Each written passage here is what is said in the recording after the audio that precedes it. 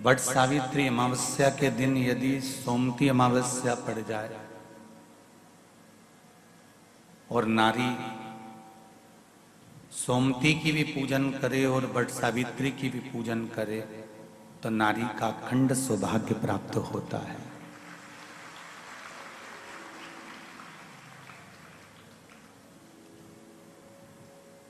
त्रिवेणी संगम आज नवग्रह शिव महापुराण की कथा में जो ये त्रिवेणी संगम पड़ा है, वट सावित्री, सोमती और शनि महाराज की जयंती, ये त्रिवेणी स्नान के बराबर है।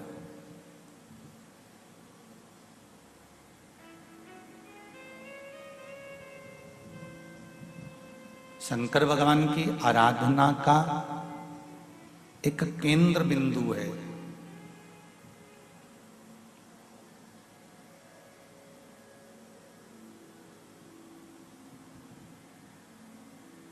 सोमती अमावस्या का मतलब क्या होता है? सोमती अमावस्या का मूल तात्विक सुख क्या है? कि सोमवार के दिन अमावस्या का पड़ जाना सोमती अमावस्या कहलाता है। पर इसकी इतनी महत्वता क्यों है? इसकी इतनी महत्वता का कारण क्या है? उसका कारण केवल इतना है, जैसे सोमवार का दिन शंकर भगवान की प्रियता का दिन होता है, स्नेह का दिन होता है।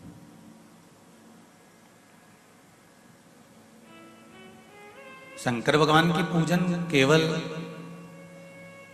न मंगलवार को शिव जी की आराधना, न बुधवार को शिव जी की आराधना, न गुरुवार को शिव जी की आराधना। कोई अगर बताएगा तो आपको यही कहेगा कि सोमवार के दिन शंकर भगवान की आराधना करना चाहिए। क्यों? किस लिए? क्या कारण है? तो शिव महापुराण की कथा कहती है, जिस दिन भगवान शंकर ने वारों को प्रकट करा था, रविवार, सोमवार, मंगल, बुध, गुरु, शुक्र, शनि, ये शंकर भगवान के द्वारा प्रकट है, ये शिव जी के द्वारा प्रकट है।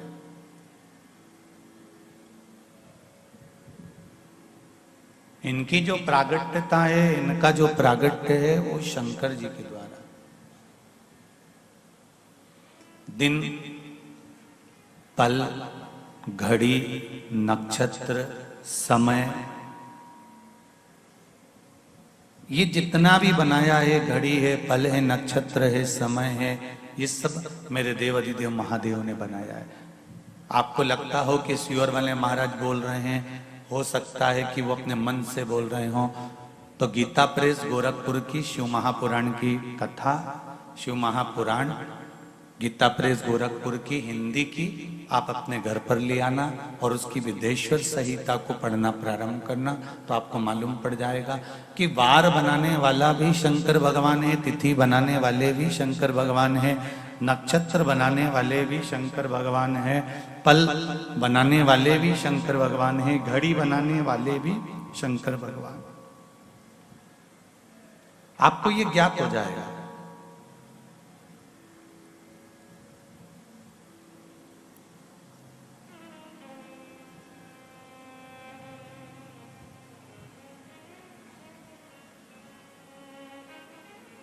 सब कुछ उसी का बनाया हुआ है।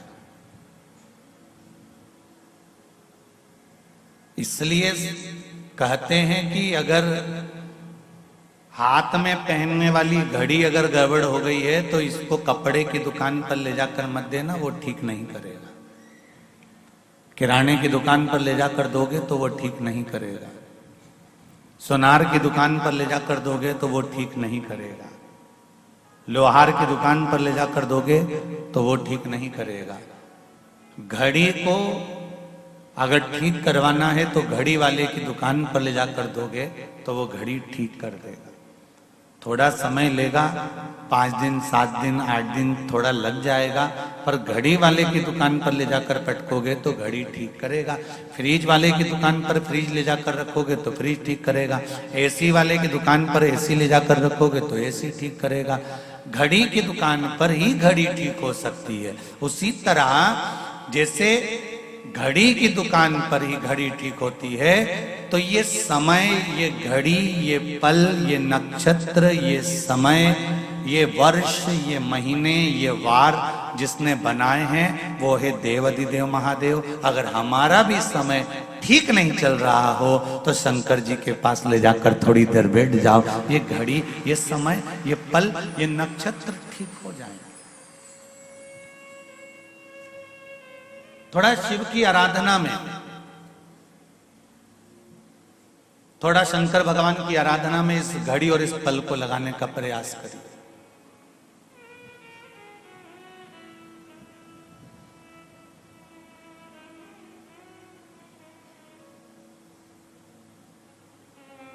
एक तेरे ही भरोसे बाबा, तेरे ही भरोसे हवा विच उड़ती जावांगी बाबा, डोर हथो छड़ी नामे कटी जावांगी। भोले मैं तेरी पतंग, हो शंभो मैं तेरी पतंग, हवा विच उड़ती जावांगी बाबा, डोर हथो छड़ी नामे कटी जावांगी। हमारा अगर समय बेकार चल रहा है, हमारा समय अनुकूल नहीं है, ठीक नहीं है, श्रेष्ठ नहीं है, कुछ उसमें गड़बड़ी चल रही है, तो जिसने बनाया है, जिसने निर्माण किया है, उस परमात्मा के पास ले जाकर रख दीजिए, उस परमात्मा के पास जाना शुरू कर दीजिए, तो वो इस मनुष्य देह की घड़ी को थोड़ा ठीक करना प्रारंभ कर देगा, मानव देह की घड़ी को श्रेष्ठ कर देगा। गूंजना बंद कर बात।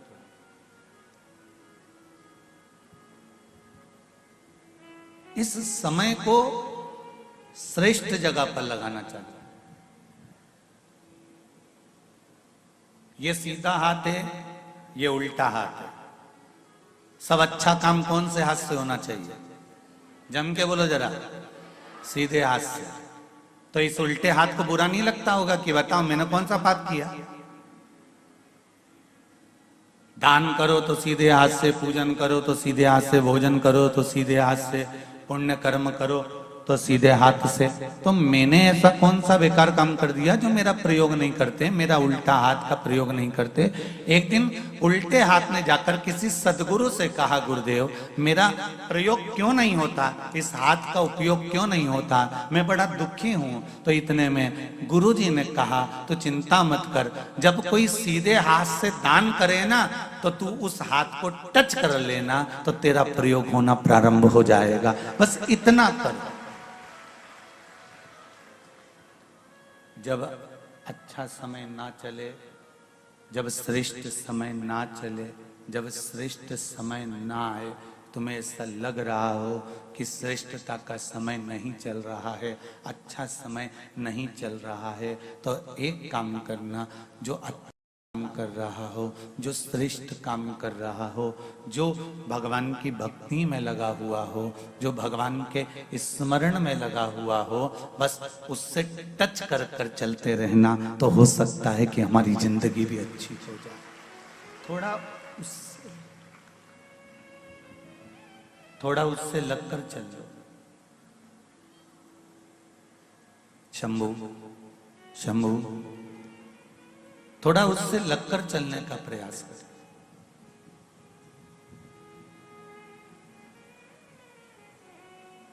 और जब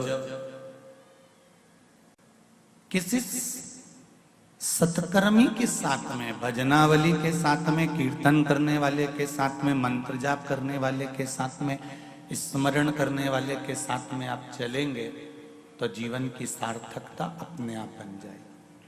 आप उसके साथ चलो तो।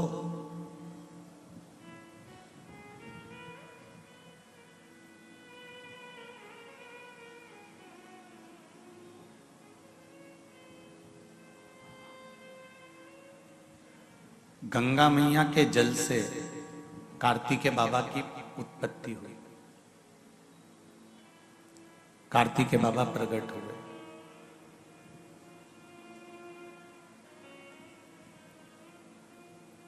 कार्तिकेय जी ने अपनी माता जी से पूछा कि मां, ये बताओ कि मेरे जन्म का कारण क्या है,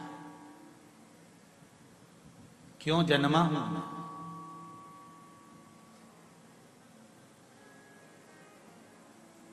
मेरे जन्म का कारण है क्या, मेरे जन्म का कारण क्या हो? तो मां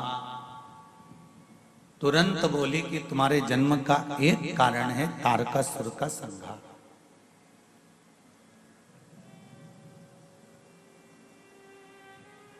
मां, एक असुर के संहार के लिए मेरा जन्म हुआ है क्या? मेरे जन्म का कारण केवल एक असुर का संहार ही है, केवल एक असुर का संहार? मां ने कहा तुम्हारे जन्म का कारण असुर का संहार, तो मां असुर का संहार तो पिताजी भी कर सकते थे, असुर का संहार तो कोई दूसरा भी कर सकता था, असुर का संहार तो कोई अन्य 33 कोटि देवता में कोई देवता आकर कर सकता था। फिर मां ये बताओ कि मेरे ही द्वारा इस असुर का संहार क्यों, किस लिए? मां कहती है कार्तिकेय, ये जो तारकासुर है ये शंकर भगवान का परम भक्त है। इसने मांगा भी तो क्या मांगा कि मैं किसी के द्वारा नहीं मरूं, अगर मरूं तो शिव जी के पुत्र के द्वारा मरूं।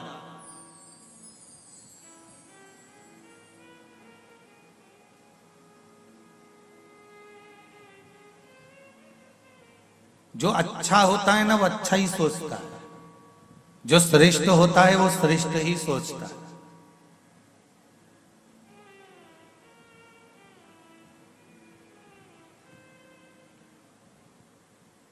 कई माताएं विचार कर कर बैठती हैं, मेरे को बद्रीनाथ जाना है, मेरे को केदारनाथ जाना है। कब जाओगी?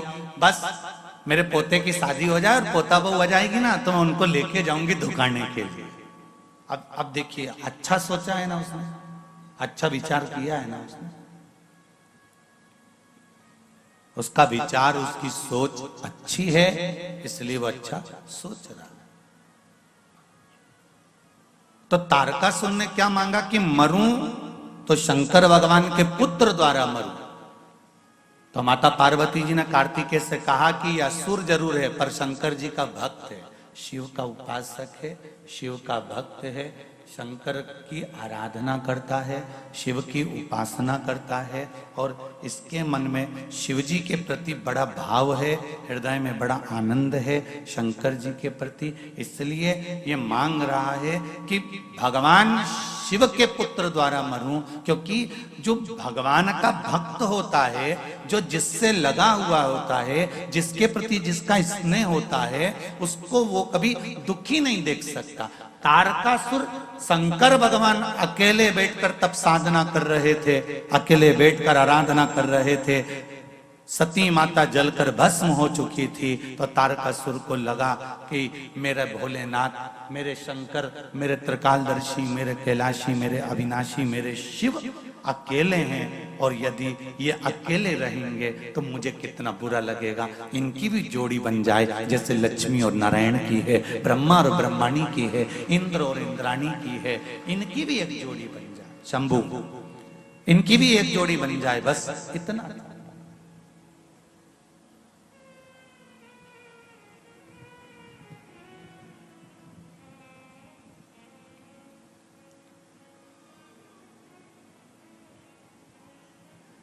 इसलिए मांगा क्या?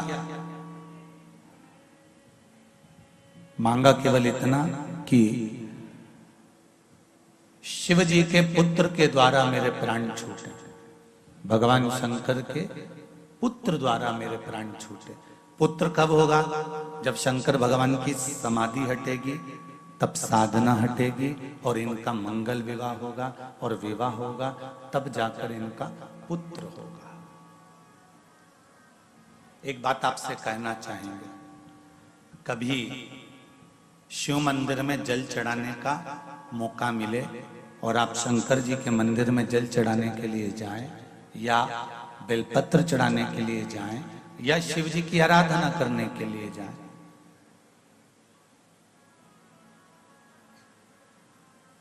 आप जब शिव जी के सम्मुख में भगवान शंकर के पास, भगवान ओगड़दानी के पास में, मेरे भोलेनाथ जी के पास में जब जाएं, तो केवल जल चढ़ाकर वापिस मत आना, केवल बेलपत्र चढ़ाकर वापिस मत आना, केवल चावल का दाना या पुष्प चढ़ाकर वापिस ना आना, दिया लगाकर वापिस ना आना। आते आते बाबा भोलेनाथ जी से ये भी पूछ कर आना, बाबा आप मंदिर में बैठे रहते हो, बहुत दिन हो गए आपको बैठे बैठे, चलो आज मैं आपको मेरे साथ लेकर चलती हूँ और मेरे घर तक लेकर चलती हूँ। भले शिवलिंग मंदिर में रहे पर भगवान की ज्योति उसके साथ जरूर जाती है।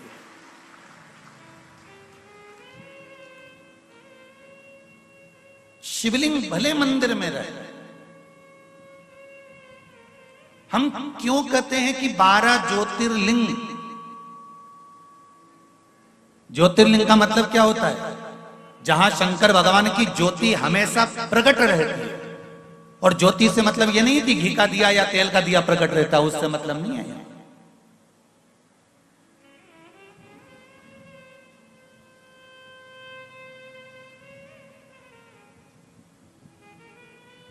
हम ज्योतिर्लिंग का मतलब क्या समझे? जहां पर भगवान शंकर की ज्योत जल रही है उसका मतलब ज्योतिर्लिंग? नहीं नहीं नहीं। जहां घी का दिया जल रहा है उसका ज्योतिर्लिंग? नहीं। जहां तेल का दिया जल रहा है उसका मतलब ज्योतिर्लिंग? नहीं। ज्योतिर्लिंग का मतलब होता है जहां पर शंकर पार्वती 24 घंटे उस भूमि पर, उस स्थान पर विद्यमान है। इसलिए कैलाश पर माता पार्वती जी ने जब एक प्रश्न किया था तो अमरनाथ की गुफा में शंकर भगवान ने पार्वती को अमर कथा सुनाई थी, और उस अमर कथा में माता पार्वती जी ने एक प्रश्न किया था।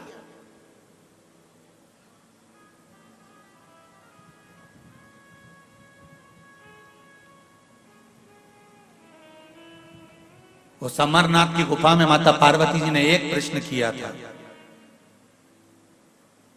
आप जिस स्थान पर विराजमान होते हो उस स्थान से आप कितनी देर के लिए ओझल होते हो, कितनी देर के लिए जाते हो? बहुत ध्यान से सुनना रे भाई। आप अगर 2 साल से 3 साल से 4 साल से 5 साल से 8 साल से अगर शिव महापुराण की कथा सुन रहे हो तो उसमें आज की कथा बड़ी विशेषता में ध्यान रखना। सोमती अमावस्या नवग्रह शिव महापुराण की कथा हैदराबाद बाहेती परिवार द्वारा जो हो रही है उस पर ध्यान दीजिएगा। और अगर सुनने से वंचित रह जाओ तो बाद में सुन लेना, पर सुनना जरूर कथा।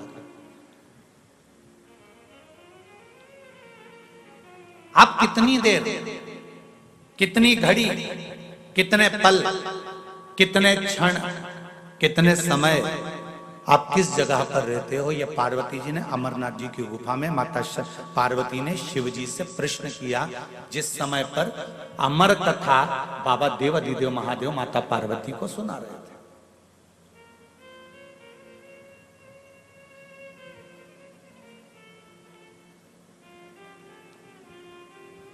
शिव जी कहते हैं पार्वती,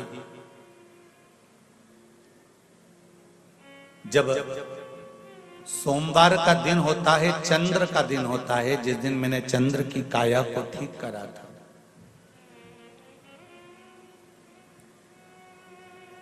12 ज्योतिर्लिंग में सबसे पहला ज्योतिर्लिंग, बोलो जम के, जम के बोलो जरा, सोमनाथ।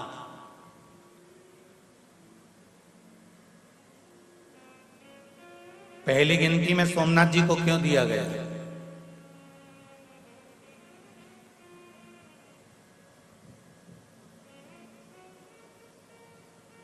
प्रथम गिनती काशी तो अजर और अमीर है, अमर है। ये काशी के शिवलिंग का निर्माण तो ना जाने कितने सतयुग, ना जाने कितने त्रेता, ना जाने कितने द्वापर, ना जाने कितने कलयुग निकल चुके हैं, तब भी काशी में शिवलिंग था। शंकर काशी में थे और शंकर काशी में हैं और शंकर काशी में रहे। ना जाने कितने सतयुग, कितने त्रेता, कितने द्वापर और कितने कलयुग निकल गए, काशी में शिव है, था और रहेगा, ये निश्चित है।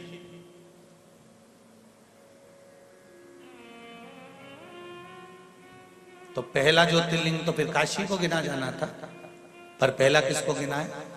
सोमनाथ जी को। कारण क्या है? भगवान शंकर कहते हैं कि चंद्र से मैंने जब बारों का निर्माण किया, सोमवार, मंगलवार, बुधवार, गुरुवार, शुक्रवार, शनिवार, ये मैंने जो बनाए हैं, इन बारों का मैंने जो निर्माण करा है नवग्रह के हिसाब से, उसमें प्रथम चंद्र को लिया है। चंद्र के बाद में, उसके बाद मैंने सारे ग्रहों को लिया, क्योंकि एक ग्रह को मैं अगर संभाल लेता हूं तो बाकी के ग्रह अपने आप संभल जाते हैं। अगर घर का प्रथम बेटा अच्छा निकल जाए तो बाकी के बेटों को मार्ग वो बड़ा बेटा ही प्रदान कर देता है, बदल नहीं पाता।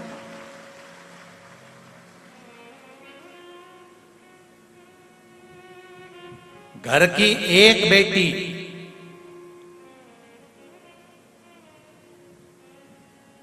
घर की अगर बड़ी बेटी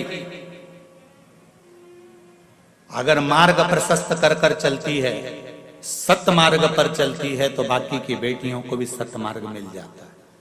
और यदि पहली बेटी ने ही सोच लिया कि मुझे तो उससे विवाह करना है, मुझे तो ऐसा करना है, तो बाकी की जो बेटियां हैं वो भी मार्ग से विभाजित हो जाती हैं। प्रथम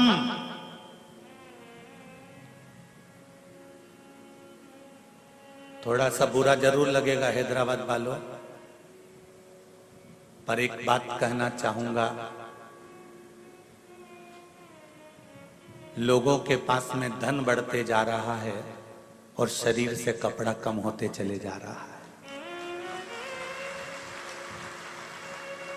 थोड़ा बुरा जरूर लगेगा। आप हमको अगली बार बुलाओ ना बुलाओ ये आपकी मर्जी है, पर कहने में पीछे नहीं हटता। जब मध्य प्रदेश नहीं छोड़ता तो तेलंगाना काहे को छोड़ूंगा।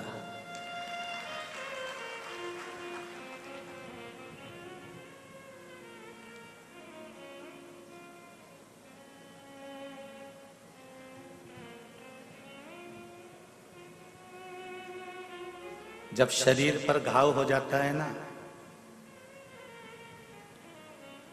तो डॉक्टर क्या करता है? उस घाव को खुला छोड़ देता है क्या? जम के तो बोलो नहीं। क्या लपेटता है? पट्टी।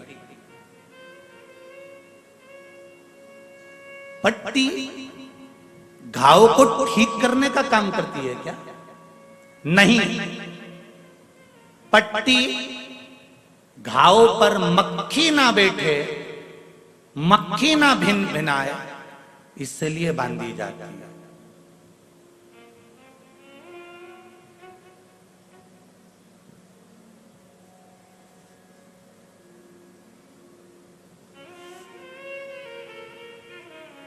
घाव पर पट्टी ना बांधे तो मक्खी भिनकती है, उसी तरह तन पर कपड़ा ना रहे तो ये दूसरी मक्खियां बहुत भिनकती हैं।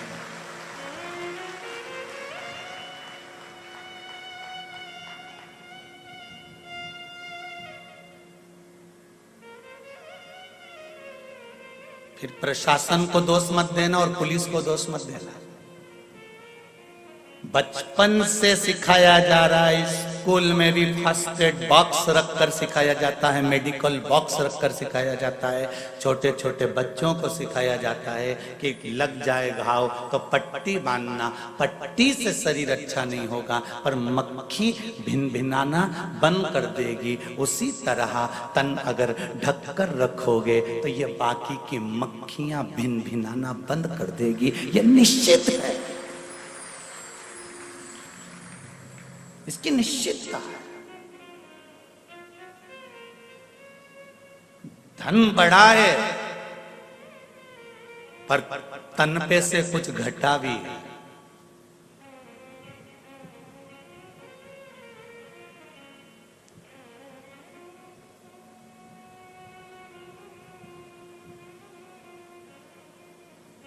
कुछ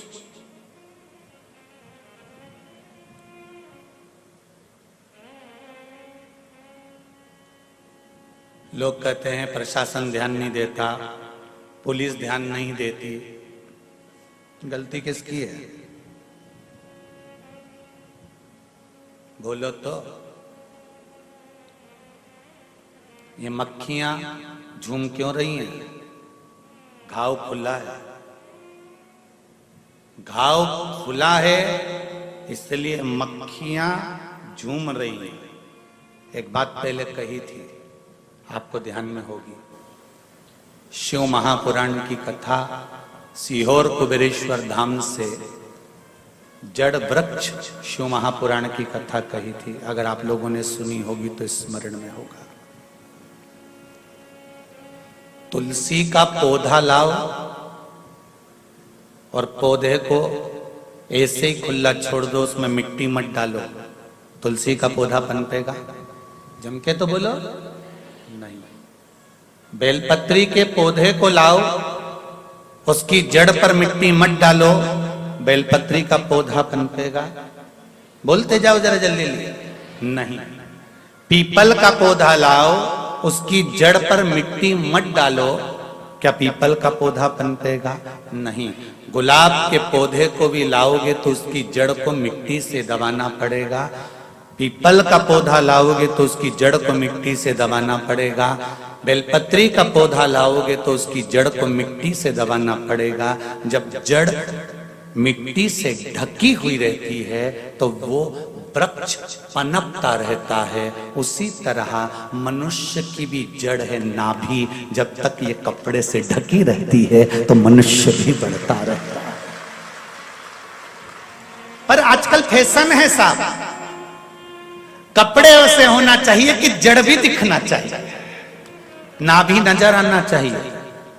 पर सनातन धर्म कहता है, मेरा सनातन धर्म वर्णन करता है कि पौधे की जड़ ढकी होती है तो पौधा तरक्की करता है। और जिस नहीं बोलो जिस मनुष्य की नारी की जड़ ढकी होती है वो नारी भी कुल की मर्यादा को आगे बढ़ा देती है। अब कितना कहें, समझने वाला व्यक्ति उतने में समझ सकता है, इससे ज्यादा क्या कहोगे।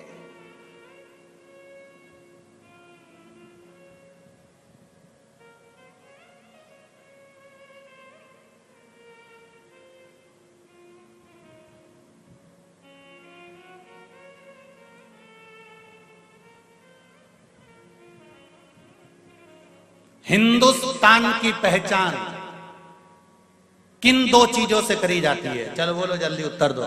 बहुत विद्वान विद्वान लोग बैठे हैं हैदराबाद की कथा में, जरा बोल लो जल्दी से।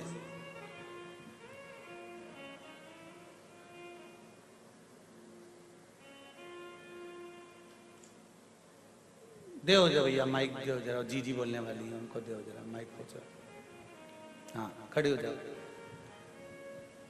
मेरे हिंदुस्तान की पहचान किन दो चीजों से करी जाती है?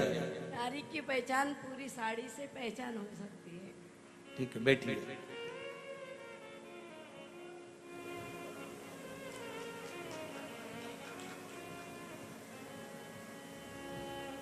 इधर दो माइक को, जी बोलने वाली। हाँ खड़े हो जाओ, हो जाओ खड़े, जल्दी देव देव।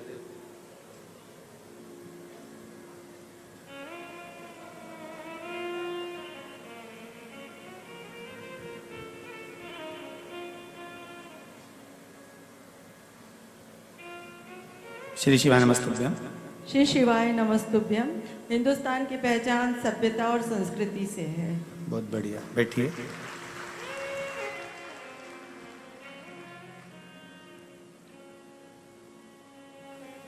हिंदुस्तान की पहचान किन दो चीजों से करी जाती है? जिह्वा पर हिंदी और माथे पर बिंदी से करी जाती है।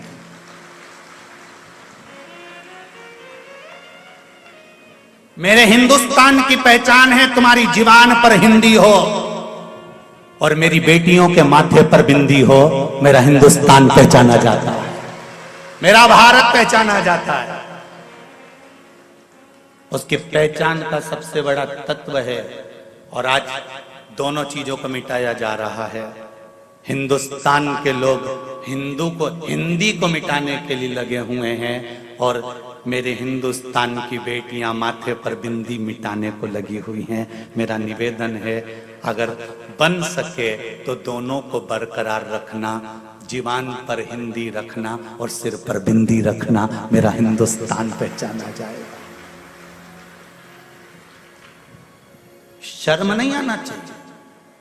वो विदेश से आई हुई इस्कॉन मंदिर की बेटियां लंबा तिलक लगाती हैं, तन पर साड़ी पहनकर हरे राम राम राम हरे हरे गाती हैं, हरे कृष्णा कृष्णा कृष्णा हरे हरे गाती हैं।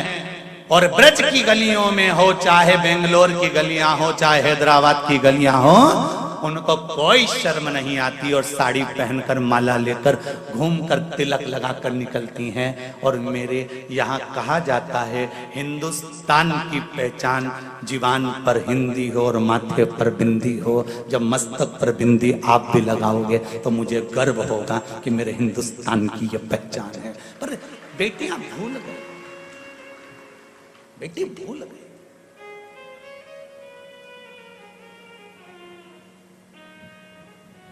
धन बढ़े तुम्हारे यहाँ, हम मना नहीं। हम तो इस व्यासपीठ से भगवान से कहना चाहेंगे कि आपको भगवान इतना धन दे, इतना धन दे, इतना धन दे कि तुम दोनों हाथों से, जैसे आज बाहेती परिवार शिव महापुराण की कथा करवा रहा है, बाबा से विनती करें हम तो कि आपको इतना दे कि आने वाले समय में आप भी हैदराबाद में शिव महापुराण की कथा करवा। भगवान इतना दे, पर निवेदन है, धन तो बढ़ रहा है पर तन पे से वस्त्र घट रहा है। ऐसा धन फिर किसी काम का नहीं जो तन के वस्त्र को कम कर दे। महाराज,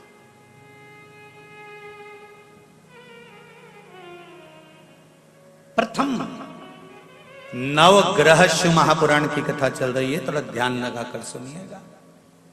और अगर आपको जिंदगी में अच्छा लगे तो इस हिंदुस्तान की दो पहचान को अगर अच्छा लगे तो टीवी के माध्यम से काट कर व्हाट्सएप पर, इंस्टाग्राम पर जरूर सबको भेज देना कि मेरे हिंदुस्तान की दो पहचान है। एक जीवान पर हिंदी और जम के बोलो माथे पर बिंदी। ये मेरे हिंदुस्तान की पहचान है।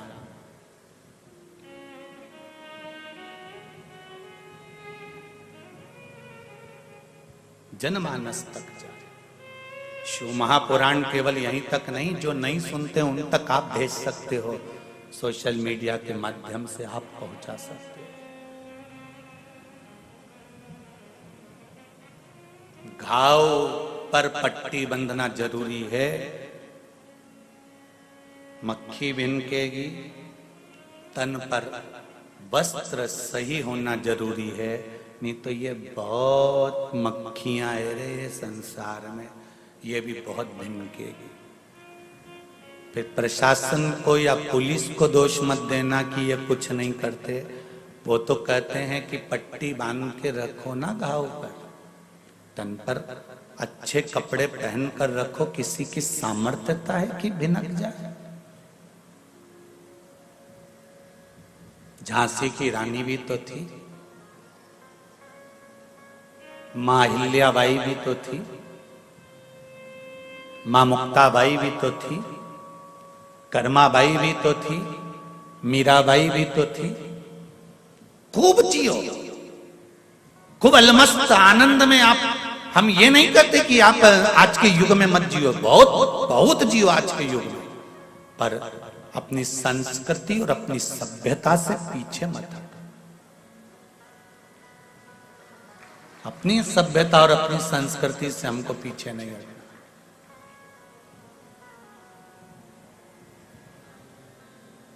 भगवान से हम तो ये कहो रोज प्रतिदिन, बाबा मेरे देव अधिदेव महादेव, विनती करती हूं आपसे, आज सोमती अमावस्या का दिन है, बाबा बस इतनी विनती करना कि किसी की गरज ना रहे और किसी का करज ना रहे। हाथ जोड़कर भगवान से विनती करना, भोलेनाथ इतनी कृपा करना कि किसी की गरज नहीं रहे, हाथ नहीं जोड़ना पड़े किसी के आगे कि भैया मेरा ये काम कर दो, भैया मेरा ये काम कर दो, भैया मेरा ये काम कर दो, किसी की गरज ना रहे और माथे पर किसी का करज ना रहे। भोलेनाथ जब प्राण त्याग कर जाऊं तब अलमस्त होकर भगवान का भजन करती करती जाऊं, कोई चिंता नहीं, ना गरज, ना तो मैंने उससे कहा कि मेरा ये काम कर दे, ना मुझे किसी की गरज की जरूरत पड़ी, ना मैंने किसी से कहा कि मेरा ये काम करना। कहा तो मेरे भोलेनाथ जी से कहा तो मेरे शंभू से कहा तो मेरे ओघरदानी से कहा तो मेरे शंकर से कहा। गरज और करज मुझे किसी का भी ना रहे, इतनी कृपा करना बाबा, ना गरज रहे ना करज रहे। नीति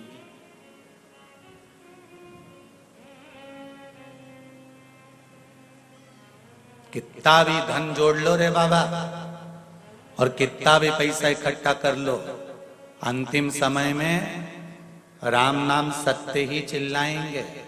जो लेकर जाएंगे वो ये नहीं चिल्लाएंगे करोड़पति मरा है तो जम के चिल्ला हाय धन हाय धन हाय धन हाय धन, ऐसे चिल्लाता है कोई?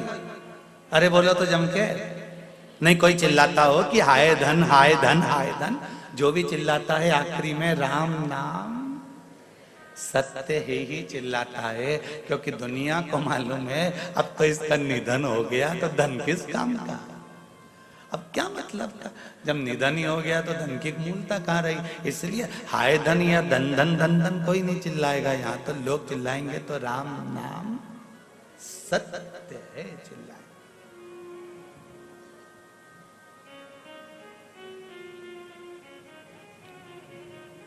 गिरा दिया।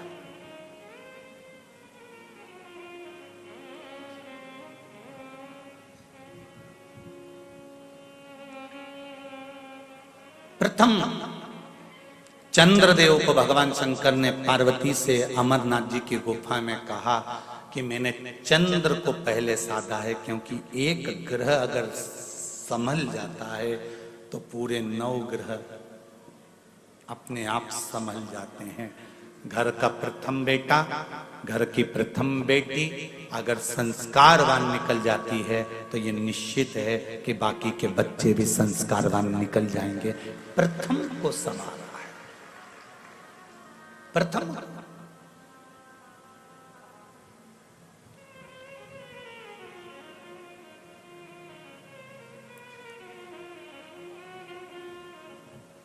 और वो प्रथम का संवरना बहुत जरूरी है, वो प्रथम का संवार लेना बहुत जरूरी है।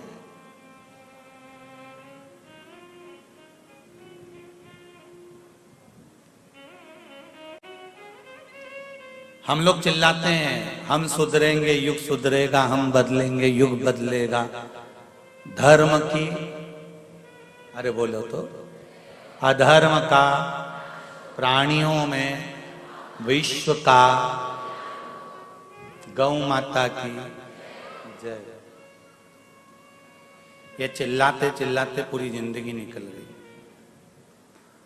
हम बदलेंगे युग बदलेगा। हमको देखकर दुनिया जीना चाहती है तो हम क्यों ना बदलें।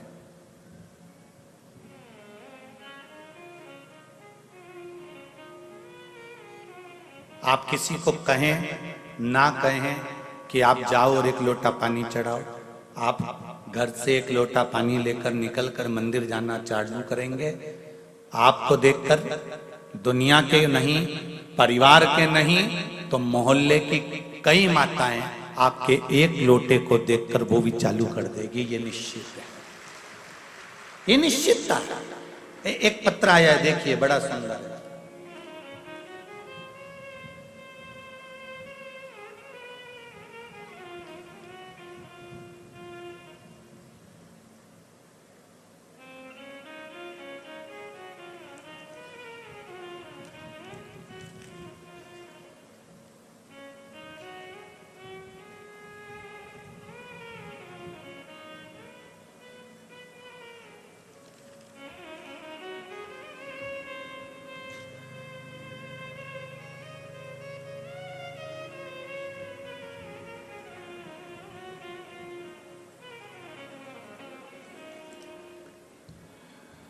मेरा नाम मंगल अनिल कोलेकर है। मैं सोलापुर से आई हूं। कहीं बैठी हैं? कहीं बैठे हो तो हाथ जरूर हिलाइएगा। आप ही हैं? दोनों हाथ हिला दीजिए। हर हर महादेव। गुरुदेव, मैं सीहोर कुबेरेश्वर धाम में आई थी। आज मैं हैदराबाद कथा सुनने आई हूं। मुझे पहले से पेट में किडनी में स्टोन डॉक्टर ने बोला था। जो मैंने बाबा से विनती करी थी कि मेरे अगर भोलेनाथ जी कृपा करें और मैं कुबेरेश्वर धाम से जो रुद्राक्ष लाई हूं उसका मैं पानी पीऊं और मेरी जो किडनी के पास में स्टोन है, पत्थरी है, वो गल जाए, निकल जाए तो मैं पशुपति व्रत करूंगी। ये मैं कुबेरेश्वर धाम में बोलकर आई थी और बाबा ने ऐसी कृपा करी। गुरुदेव, डॉक्टर ने कहा था पत्थरी बड़ी है, स्टोन बड़ा है और किडनी के पास में है तो नुकसानदायक है, पर वो रुद्राक्ष का जल मैंने पीना चालू करा और बाबा की कृपा से मैंने कहा था कि मैं पशुपति व्रत जब भी करूंगी जब मेरा ये स्टोन निकल जाएगा, और मेरे यूरिन के माध्यम से वो स्टोन निकल गया और जांच कराया तो उसमें अब स्टोन नहीं है और मैंने पशुपति व्रत प्रारंभ किया है। ये शिव कृपा है। बैठो बहन। हर हर महादेव। शिव कृपा इसको कहते हैं। आपका विश्वास, आपका भरोसा, आपकी दृढ़ता। आप स्वयं शिव का भजन करो ना। आप करोगे, दूसरा स्वयं करेगा।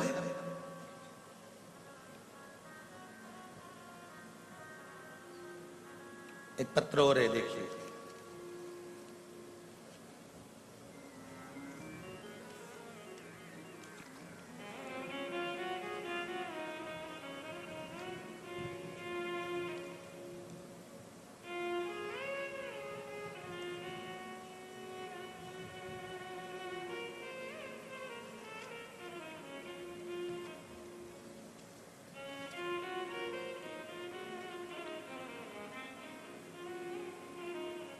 मेरा नाम रत्ना सिंह है।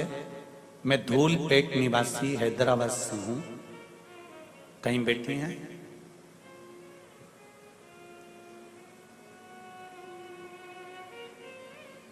रत्ना सिंह, धूलपेट निवासी। मुझे 2 बेटे हैं और मुझे हमेशा से एक बेटी की इच्छा थी।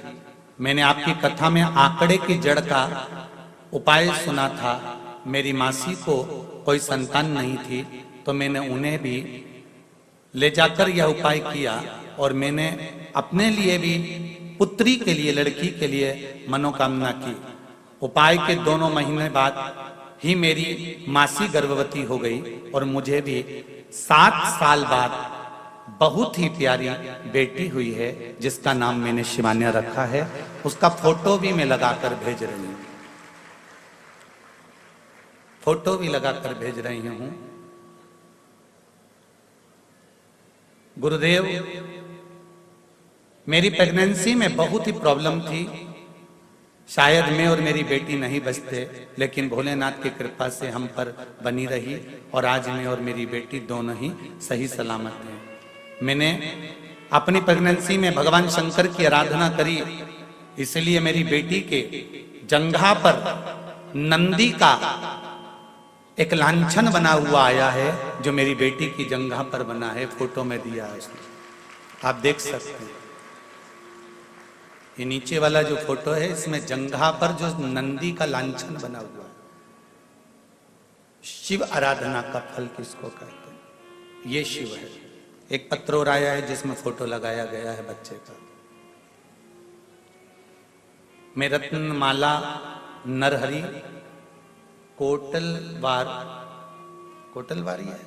कोटलवार नांदेड़ महाराष्ट्र से तहसील लोहा गुरुजी को कोटि कोटि प्रणाम। फरवरी में सीहोर आई थी, तब मेरी बहू प्रेग्नेंट थी।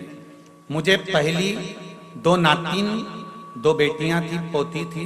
अब मुझे पोता होना था तो मैंने बाबा से विनती कर बाबा से निवेदन करा था और बाबा की कृपा से बैसाख पूर्णिमा सोमवार को सुबह 8:52 पर मेरे यहाँ पर मेरे पोती 2 थी, अब पोता मेरे बाबा ने मुझको दिया है। ये शिव की कृपा से प्राप्त हुआ, शंकर की कृपा। एक पत्र और बड़ा सुंदर है, देखिए।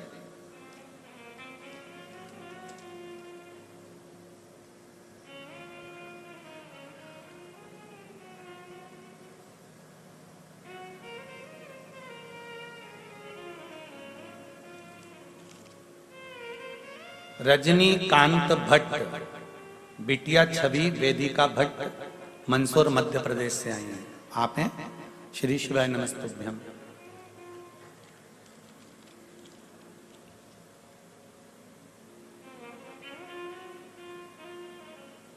मेरी बिटिया 5 वर्ष की हो गई थी, लेकिन बचपन से उसे पेट में दर्द और सिर का दर्द था।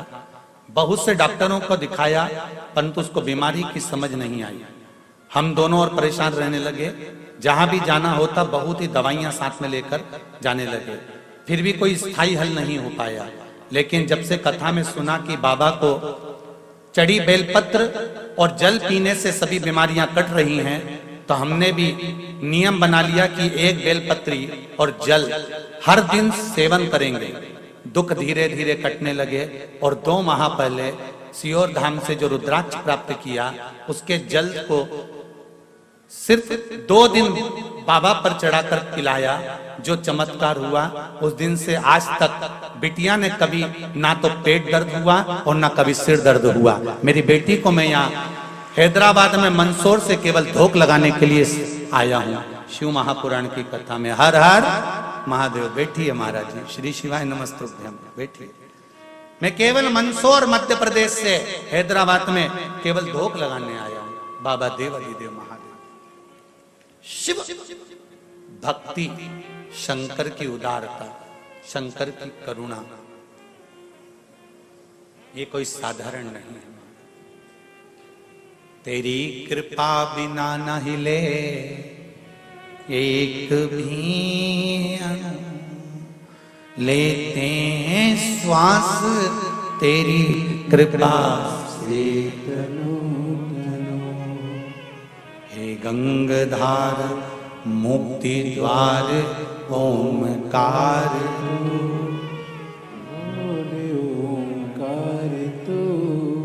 आयो शरण तिहारी शंभो तार तार। शिव की आराधना से जो सुख मिलता है वो कहीं नहीं मिल सकता। सारी समस्या का हल एक लोटा जल। फिर दुनिया चाहे कितना भी विरोध करे, चाहे दुनिया कितने भी अपशब्द कहे, चाहे दुनिया कितना भी ताना दे। किसी को हार्ट अटैक भी आ गया, डॉक्टर अपना काम करेगा। तुम एक बार लोटा लेकर पानी लेकर शिव के मंदिर तो जाओ। जिसकी हालत वेंटिलेटर पर पड़ा हुआ है, उसका नाम और गोत्र बोलकर बाबा से दिल से कहकर, बाबा उसके छोटे बच्चे हैं, बचा लो ना उसको। जब राजा श्वेत के प्राण आप बचा सकते हो, तो क्या इसके प्राण नहीं बचा सकते? दिल से गणेश कार्तिकेय पर जल चढ़ाकर, अशोक सुंदरी पर जल चढ़ाकर, जया विषहरा के कमंडल को देखते हुए, जलाधारी को देखते हुए शंकर के शिवलिंग पर जल चढ़ा दो। विश्वास कहता है वो वेंटिलेटर से नीचे उतरेगा और बाबा कृपा करेगा। दिल से कहना पड़ेगा, तार बिछाने से कुछ नहीं होगा, कनेक्शन जोड़ना पड़ेगा।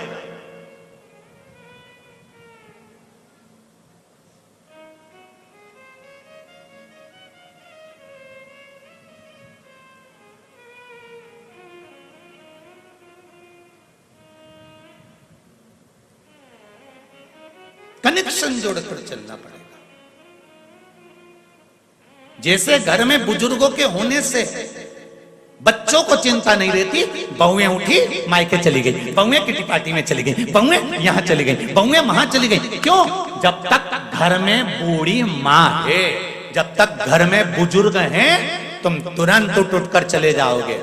जिस दिन जिसके घर से बुजुर्ग चले जाते हैं, कहीं जाने के लिए 50 बार सोचना पड़ता है। घूमने भी जाना है तो एक गार्ड रखना पड़ता है कि जो घर की सेफ्टी रखे। वो तो फ्री फोकट के चौकीदार मिले हैं तुमको।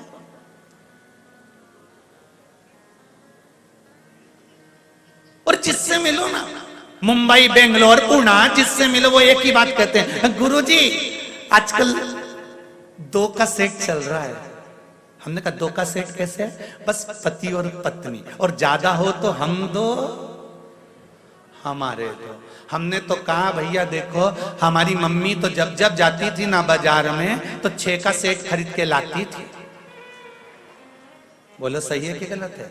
यहाँ पर भी बुजुर्ग माताएं बैठी हैं, बूढ़े बूढ़े लोग बैठे हैं। जब भी बुजुर्ग बाजार जाता था तो 6 का सेट खरीद कर लाता था। स्टील की कटोरी 6, थाली का सेट 6, चीनी का सेट 6, गिलास का सेट 6, चद्दर का सेट 6, बंदरवार का सेट से पैर पोछनी 6। तो घर में भी 6 का सेट होना चाहिए।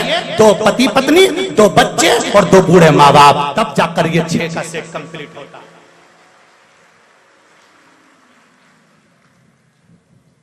2 के सेट से और 4 के सेट से मेहमान ज्यादा आ जाएंगे तो खाना कैसे खिलाओगे जीजी?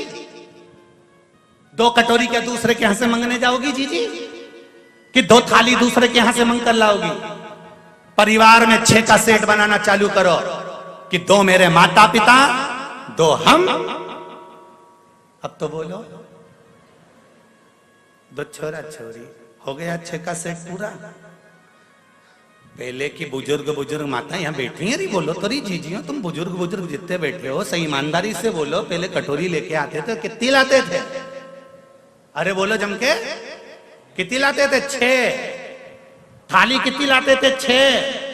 कन्यादान में भी देते थे तो कभी 1-2 नहीं दी, 6 का ही सेट दिया। गिलास 6, कटोरी 6।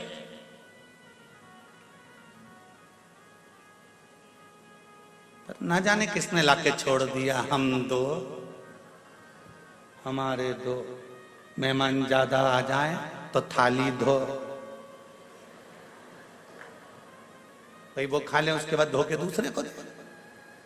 सीधी बात है, अगर मेहमान ज्यादा आ जाए तो फिर थाली धो के उसको दो। पर यहाँ तो शिव पुराण कह रही है, मेरा शंभू की कथा कह रही है, मेरे शंकर की कथा कह रही है। सेट पूरा रखो रे घर के अंदर, सेट पूरा होना चाहिए।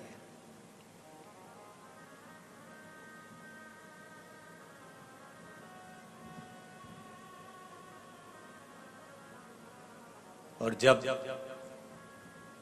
घर में जो बुजुर्ग होते हैं, घर में जो बूढ़े होते हैं, इनके होने से बड़ा लाभ है।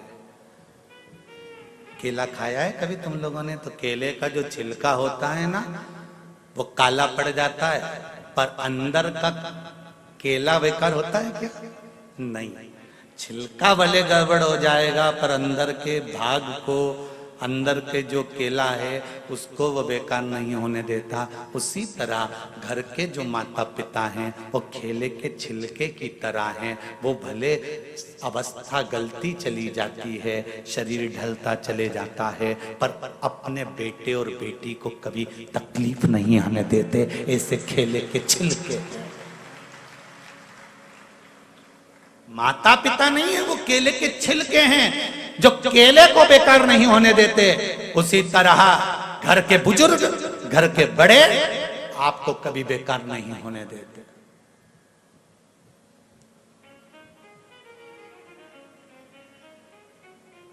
संभालने का कार्य करते हैं। तो कितने का सेट? अरे जम के तो बोलो, आवाज नहीं निकल रही हैदराबाद वालों, आवाज जरा जम के। 6 का सेट। तुम बोल सकते हो अब सबको, हमारे यहाँ सोफा सेट भी है, हीरे का सेट भी है, डिनर सेट भी है, और हमारे यहाँ 6 का सेट भी है।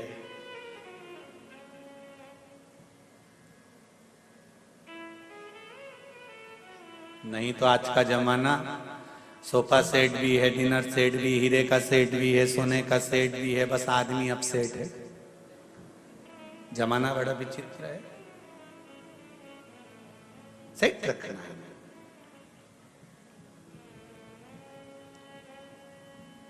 पार्वती जी ने फिर शिव जी से कहा, प्रथम चंद्र को आपने पकड़ा,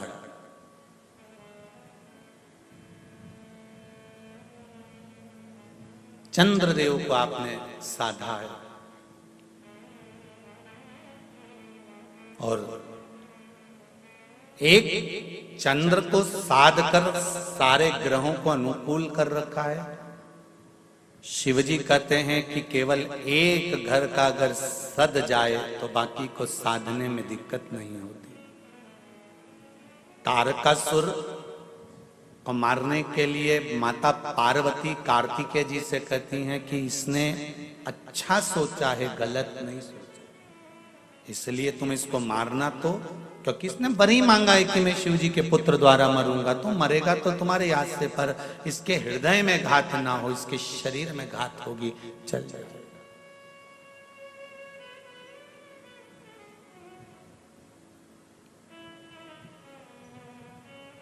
इसके हृदय में घात ना हो, शरीर में घात होगी तो चल जाए। तारकासुर के प्राण छूटे, शरीर नीचे गिरा। तारकासुर के प्राण छूटते से ही तारका मुस्कुराया, और मुस्कुराने का कारण केवल एक ही था कि जिस शिव की आराधना मैंने जिंदगी में करी, वही शंकर के पुत्र ने मुझे शिव धाम पहुंचा दिया। इससे बढ़कर सुख और क्या चाहिए। जितने लोग आस्था चैनल पर कथा सुन रहे हैं, फेसबुक यूट्यूब पर कथा सुन रहे हैं, और इस पावन प्रागण्य में कथा सुन रहे हैं, उनसे निवेदन करूंगा, बहुत भटक लिए थे अपन, सारी दुनिया में भटक रहे थे, किसको भजें किसको भजें, किससे कहें किससे ना कहें, ना जाने कितनी कितनी जगह पर जाकर सिर रगड़ा होगा, ना जाने कितनी जगह बाबा जोगियों के चक्कर में पड़ गए होंगे, ना जाने कितने प्रपंच में पड़ गए होंगे, पैसे पे पैसा बर्बाद कर दिया होगा। पर अब हमको किसी के चक्कर में नहीं पड़ना, हमको तो उसके चक्कर में पड़ना है कि जिसने स्वयं कह रखा है कि मेरा तो चक्कर भी मत लगाना। सारे देवताओं की परिक्रमा होती है, शंकर जी की होती है क्या? नहीं। शिव जी कहते हैं कि मेरे चक्कर में भी मत पड़ना, बस इतना याद रखना कि मैं जिस मस्ती में जीता हूं उस मस्ती में अपनी जिंदगी को जीना। कंठ में जहर है, मुख में राम का नाम है, सिर पर गंगा जी धरी है, पास में पार्वती गणेश कार्तिकेय सब बैठे हुए हैं। ऐसी मस्त जिंदगी जीना, कंठ में रखना दुख और तकलीफ को, उजागर मत करना। अपने दुख को किसी को कह दोगे ना, थोड़े दिन तक तो हाँ ठीक है, अब करेगा क्या जिसको कहोगे? किसी से अगर अपने दुख कह भी दिया तो करेगा क्या? तुम्हारे दुख को वो काट सकता है क्या? तो अपने कंठ तक दुख को रखो और इनको मत कहो। संसार वालों को अपने दुख को कहना है तो मेरे देवाधिदेव महादेव से जाकर कहो कि मुझे दुख है, तू मुझे संभाल। अब कोई नहीं मेरा। भोलेनाथ दया करना, मैं तेरे भरोसे, मेरे बाबा दया करना, मैं तेरे भरोसे। उससे कहो, परिवार वालों से कहोगे अपना दुख थोड़े दिन सुनेंगे, इस कान से सुना इस कान से निकाल देंगे, कर तो रहे हैं, टेबलेट दे तो रहे हैं, डॉक्टर को दिखा तो रहे हैं, सारी तो जांच करवा ली, अब हम क्या करें, क्या हम मर जाएं? परिवार वालों से कहोगे तो एक ही बात कहेंगे, हमने सब तो कर रहे हैं, आगे बढ़कर तुम्हारी बहु सेवा कर रही है, आगे बढ़कर तुम्हारे लिए रोज डॉक्टर आ रहा है, इंजेक्शन लगा कर जा रहा है, ये कर रहे हैं, जांचें करा रहे हैं, ये कर रहे हैं, वो कर रहे हैं। घर के लोग तो तुमसे इतना ही कहेंगे कि हम सब कुछ कर रहे हैं। तो अब घर के लोगों से कहकर देख लिया ना तुमने अपना दुख, अपनी तकलीफ, अपना कष्ट। अब एक बार मेरे बाबा से कहकर देखना, देवाधिदेव महादेव से कहकर देखना, शंभु ओघड़दानी त्रिकालदर्शी कैलाशी, हे मेरे बाबा विश्वनाथ, विश्व का भरण पोषण करने वाले हे शंभु, आज मेरे हृदय में ये दुख है, किससे कहूं? एक तू ही तो है, किससे कहे? अब उससे बोलकर देखो।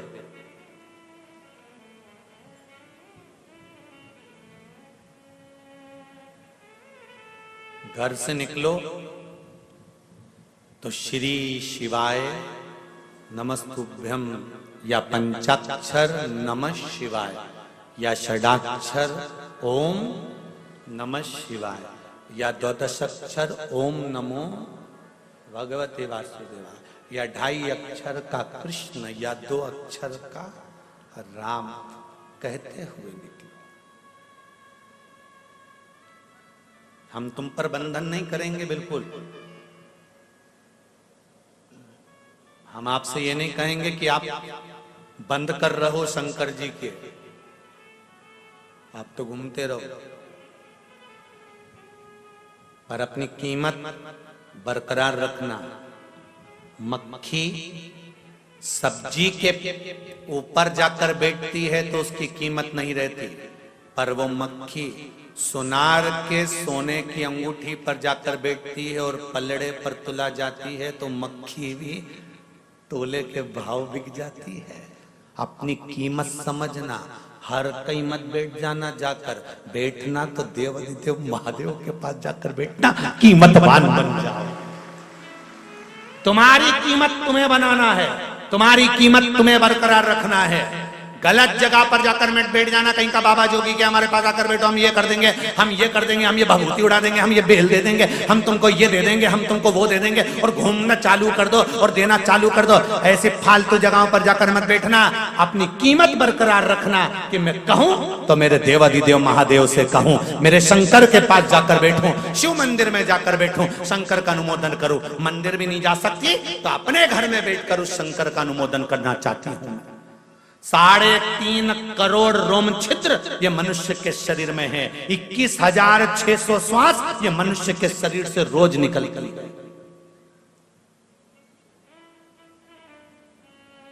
प्रतिदिन मनुष्य के शरीर से 21,600 श्वास निकलती है।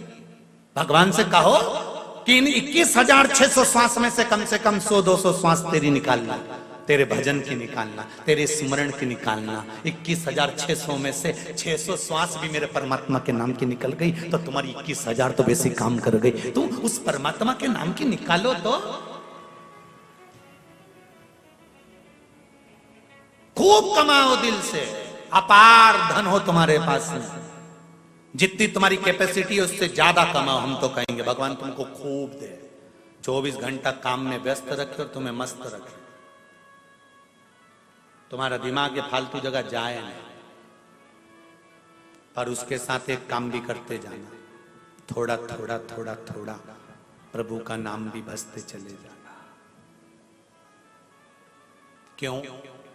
कर्म का भोग मनुष्य को भोगना पड़ता है। दुकान पर पत्नी नहीं बैठती, पति को बैठना पड़ता है। नौकरी पति को करना पड़ती है, सर्विस पति को करना पड़ती है, परिवार को पति को चलाना पड़ता है। इसलिए पति को नौकरी में भी झूठ बोलना पड़ता है तो व्यापार में भी झूठ बोलना पड़ता है। बेईमानी पति को नौकरी में भी करना पड़ती है तो व्यापार में भी करना पड़ती है। पति को परिवार चलाने के लिए कपट व्यापार में भी करना पड़ता है तो नौकरी में भी करना पड़ता है।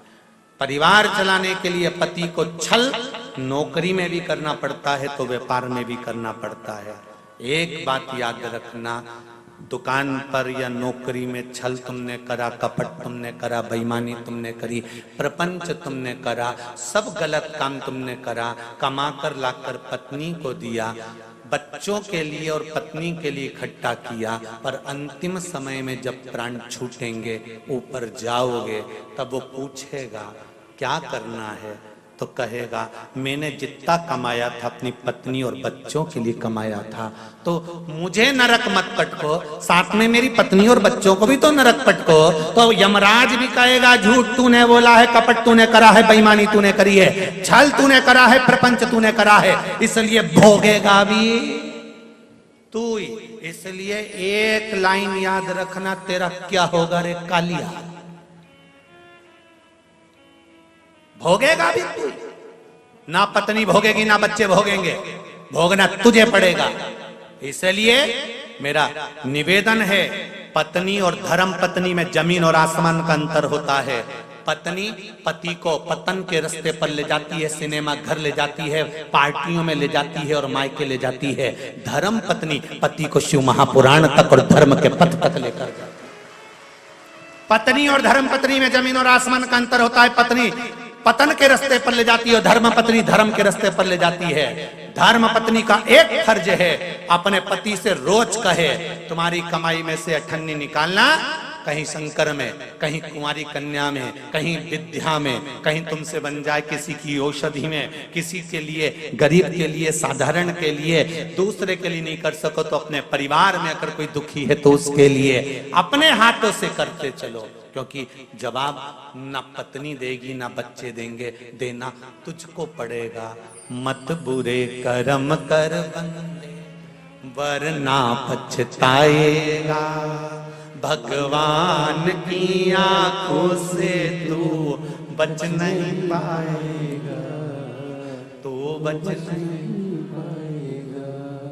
तेरे कर्म का फल भी तू ही पाएगा, तेरे कर्म का फल भी तू ही पाएगा। जैसा किया तूने तेरे आगे आएगा, जैसा किया तूने तेरे आगे आएगा। मत बुरे कर्म कर बंदे, मत बुरे कर्म कर बंदे वरना पछताएगा, भगवान की आंखों से तू बच नहीं पाएगा, तू बच नहीं पाएगा। अरे ओ अज्ञानी मत करना, अरे ओ अज्ञानी मत करना दानी। कहाँ पाया?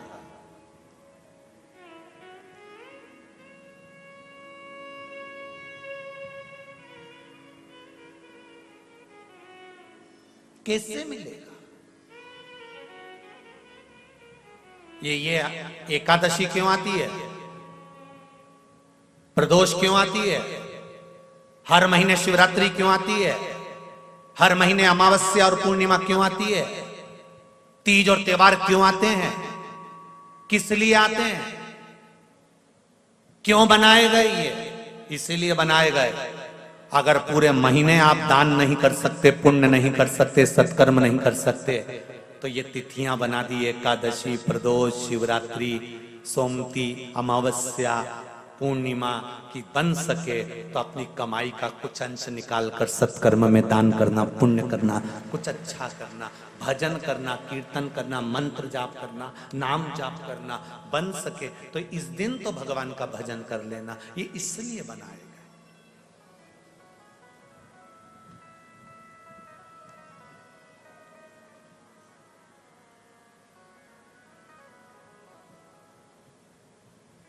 कोई जरूरी नहीं है कि तुम 24 घंटा भगवान का भजन करो।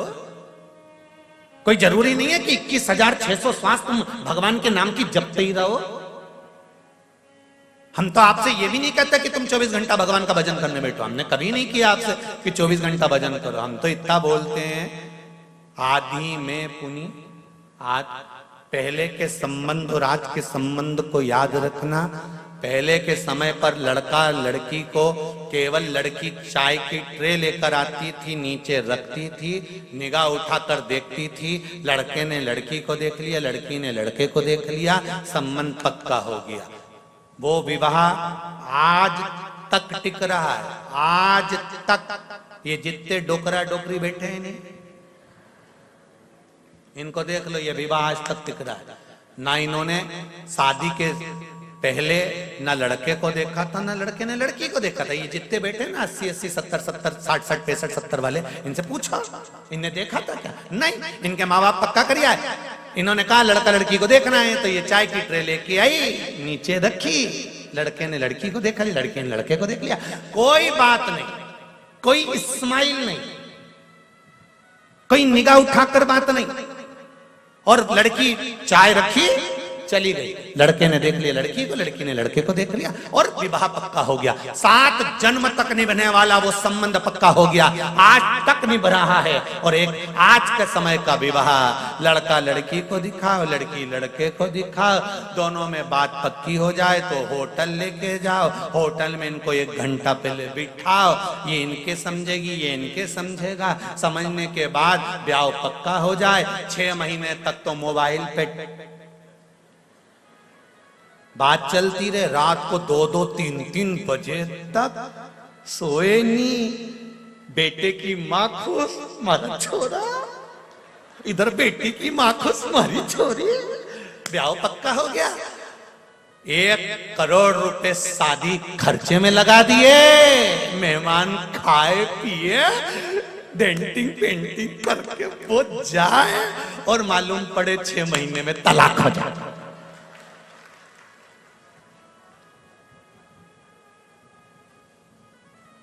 फिर कौन सी शादी अच्छी थी, पहले की क्या अभी की?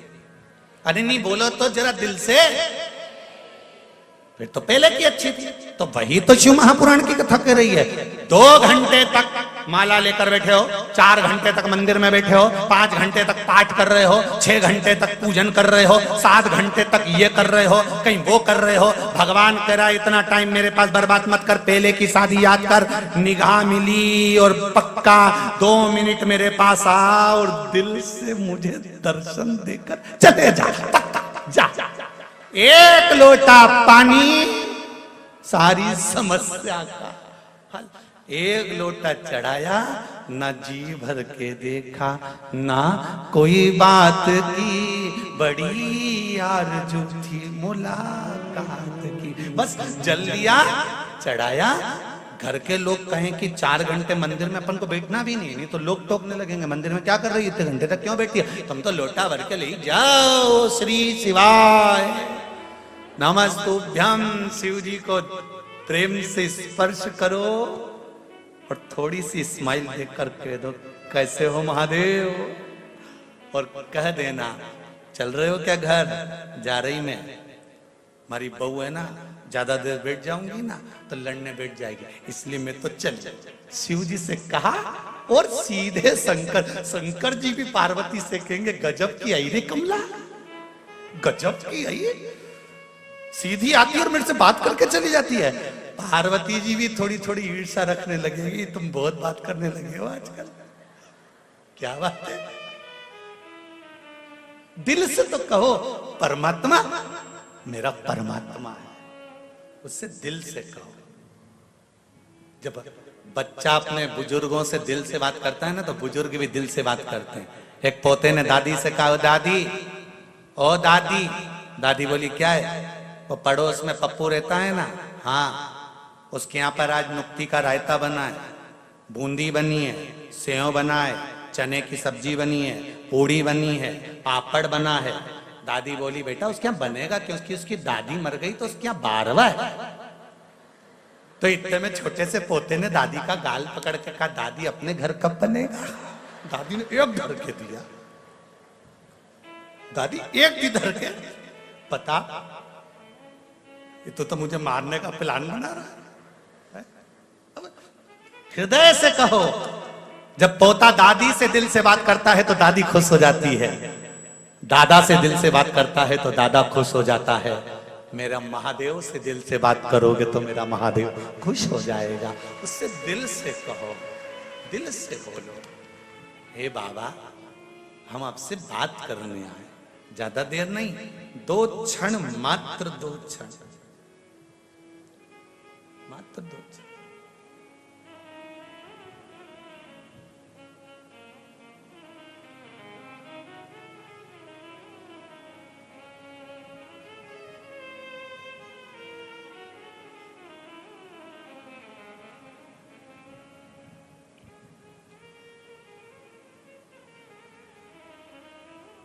महाराज,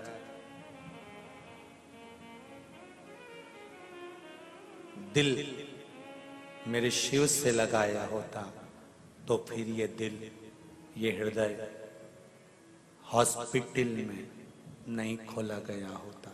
इसको लगाओ मेरे देव अधिदेव महादेव से, उसके पास ले जाओ।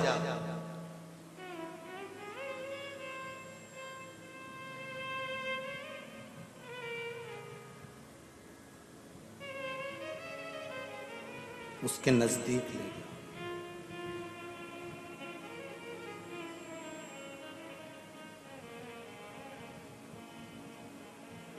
महाराज,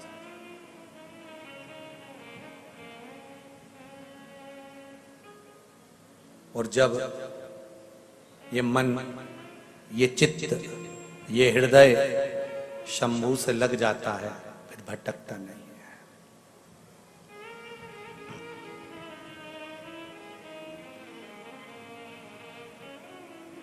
मेरे भोले तेरा सहारा है, मेरे भोले तेरा सहारा है, मेरी नैया का तू किनारा है, मेरी नैया का तू किनारा।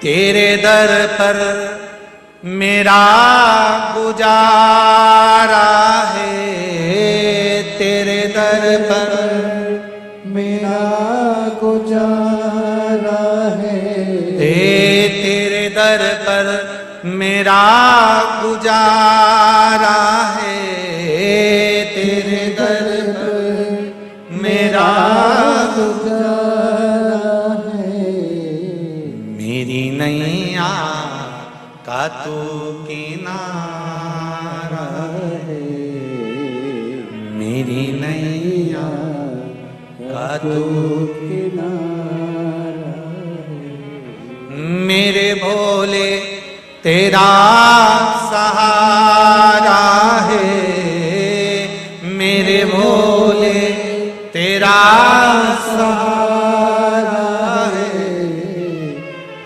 मेरी नैया का तू किनारा है, मेरी नैया का तू किनारा है। शिव नाम जपो, शिव नाम जपो, शिव नाम बिना उद्धार नहीं। शिव नाम जपो, शिव नाम जपो, शिव नाम बिना उद्धार नहीं। शिव नाम जपो, शिव नाम जपो, शिव नाम बिना उद्धार नहीं। शिव नाम जपो, शिव नाम जपो, शिव नाम बिना उद्धार नहीं। शिव नाम बिना उद्धार नहीं। शिव नाम बिना उद्धार नहीं। ओ शिव नाम बिना उद्धार नहीं। शिव नाम बिना उद्धार नहीं। विश्वनाथ बिना कल्याण नहीं, विश्वनाथ बिना कल्याण नहीं। भोलेनाथ जपो शिव नाम जपो, शिव नाम बिना उद्धार नहीं। शिवनाम जपो शिव नाम जपो, शिव नाम बिना उद्धार नहीं। जय हो जय हो।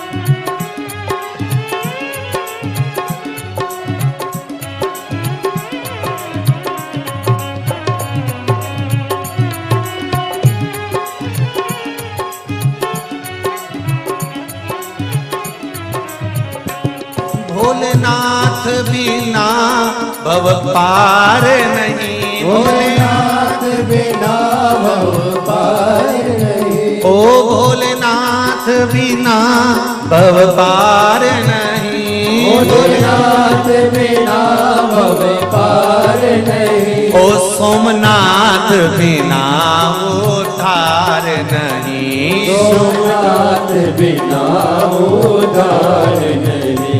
शिव नाम जपो शिव नाम जपो, शिव नाम बिना भव पार नहीं। शिव नाम जपो शिव नाम जपो, शिव नाम बिना उद्धार नहीं। जय हो।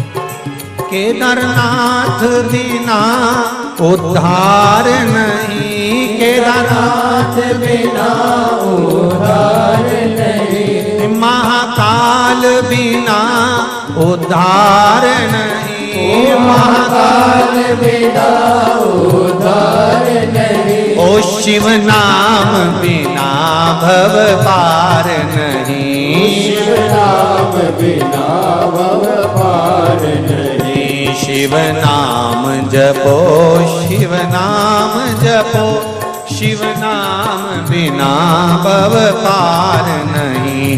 शिव नाम जपो, शिव नाम जपो, शिव नाम बिना उद्धार नहीं। जय हो।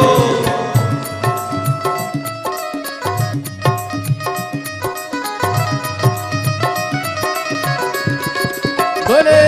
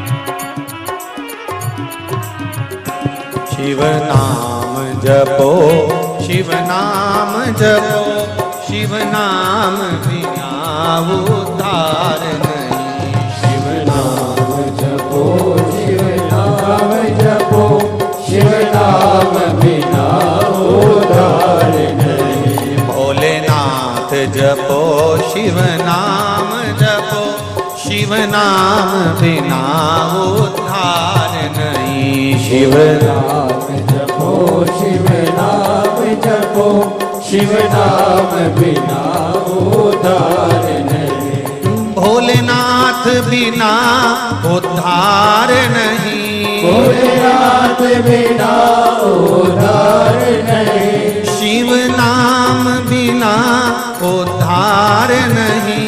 शिव नाम बिना उद्धार नहीं। शिव नाम जपो, शिव नाम जपो, शिव नाम बिना भव पार नहीं। शिव नाम जपो, शिव नाम जपो, शिव नाम बिना उद्धार नहीं। शिव नाम बिना भव पार नहीं। शिव नाम बिना भव पार नहीं। ओ शिव नाम बिना उद्धार नहीं। शिव नाम बिना उद्धार नहीं। हर हर महादेव। भगवान शिव की कथा कर रही है महाराज। आप हृदय से, चित्त से, मन से भगवान से कहोगे, वो सुनता जरूर है। आज सोमती अमावस्या है,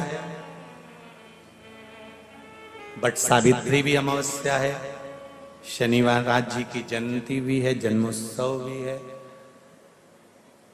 बाबा का मंत्र जाप, बाबा से विनय करते हुए कि बाबा मेरे कार्य सफल करना। शिव महापुराण की कथा आस्था चैनल के माध्यम से सुन रही हूँ, फेसबुक यूट्यूब के माध्यम से सुन रही हूँ, पंडाल में बैठकर सुन रही हूँ। मेरी कामना पूर्ण करना। श्री शिवाय नमस्तु। श्री शिवाय नमस्तु। श्री शिवाय नमस्तुभ्यं श्री शिवाय नमस्तुभ्यं श्री शिवाय नमस्तुभ्यं। बाबा हृदय से कहा गया सुनते जरूर। तारकासुर के प्राण छूट गए। तारकासुर के 3 पुत्र हैं, तारकाक्ष, विदुन्माली और कमलाक्ष। 3 पुत्र। और ये तीनों पुत्र बड़े विचित्र हैं। इन्होंने भगवान से वर मांगा ब्रह्मा जी से कि हमारे प्राण न छूटे। ब्रह्मा जी बोले ऐसा हो नहीं सकता, मरना तो निश्चित है, मृत्यु निश्चित है, मरोगे तो सही। बिल्कुल निश्चितता है कि प्राण जाएंगे जरूर, प्राण जाएंगे जरूर, निश्चित। महाराज अगर प्राण जाएंगे ही, सबको मालूम है कि एक ना एक दिन जाना है। और कौन कितने दिन याद करता है किसको? तेरा तेरा दिन याद करें क्यों रे मन सुमिरन क्यों नहीं करे। कितने दिन याद करेंगे? मात्र तेरा। उसके बाद बूंदी से खूब झरे क्यों रे नर सुमिरन क्यों करे। बाद में तो केवल मनुष्य खाएगा और कभी आपका गुण स्मरण नहीं गाएगा। केवल दिल से अगर याद किया है, दिल से उसका स्मरण किया है, तो वो दिल से सुन। एक पत्र है, देखिए।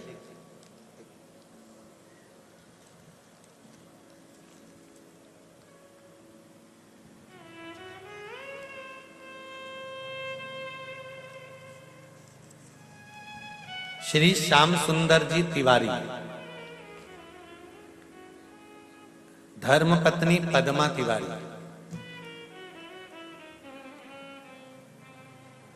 कोतापेट आर के पुरम। कहीं बैठे हैं? बैठे हो तो हाथ हिलाइएगा। आप ही हैं? हाथ हिलाओ जरा। हर हर महादेव। गुरुदेव, कल हमने कथा सुनी, आपने कहा था कि ये बेलपत्री जो है वो औषधि का कार्य करती है, शिव महापुराण पर चढ़ी। हम बाबा से कहकर गए कि हमारे पति को पथरी है और बहुत बड़ा स्टोन है, तकलीफ रहती है। डॉक्टर किडनी के पास में उस पथरी को बता रहे हैं।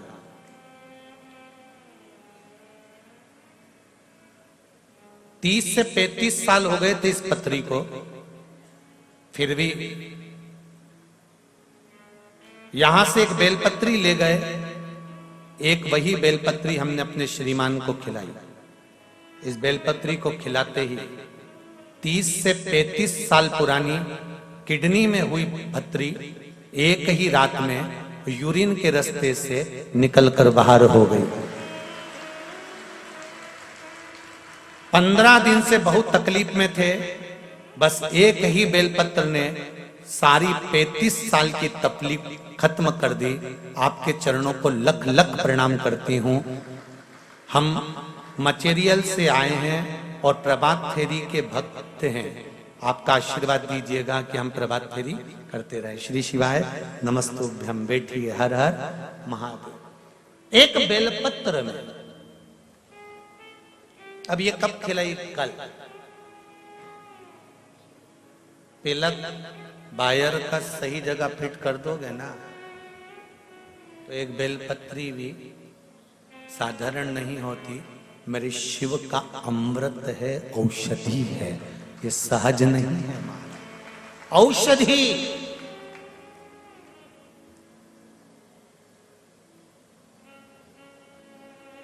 यहाँ हमारे पास में ना तो कोई बेल है, ना कोई भभूति है, ना हम लोग कुछ जानते हैं। हम तो केवल शिव महापुराण की कथा और इसका गुणगान जानते हैं, इससे ज्यादा। एक पत्र और है, वो भी सुन लीजिए। भगवान का दिया हुआ सब कुछ था, संतान योग नहीं था। 2 साल से बहुत परेशान थे। कुछ डॉक्टरों ने IVF का बोल दिया था, हमने भी IVF का सोच लिया था, लेकिन मेरी मम्मी आपकी कथा 2 साल से सुन रही थी। वो मेरे को पहले भी बोले थे आपके उपायों के बारे में, लेकिन मैंने सुना नहीं था। मैं हमेशा बोलती थी कि मेरी मेडिकल कंडीशन खराब है और मुझे डॉक्टरों के इलाज की जरूरत है, पंडित जी के उपाय की नहीं। फिर मेरी मम्मी ने बोला कि 3 महीने कर ले उपाय, भगवान का संतान सुख देगा, विश्वास रख। मैंने आपके द्वारा बताए गए आंकड़े की जड़ का उपाय किया और दूसरे महीने में प्रेग्नेंट हो गई और शिवजी की कृपा से आज 5वां महीना चल रहा है। आपकी बात सही साबित हो गई गुरुजी। सब डॉक्टर हाथ खड़े कर दिए थे, तब बाबा महादेव कृपा करते हैं। मैं आज आपकी कथा में बाबा को धन्यवाद देने के लिए आई हूँ, बैठी हूँ।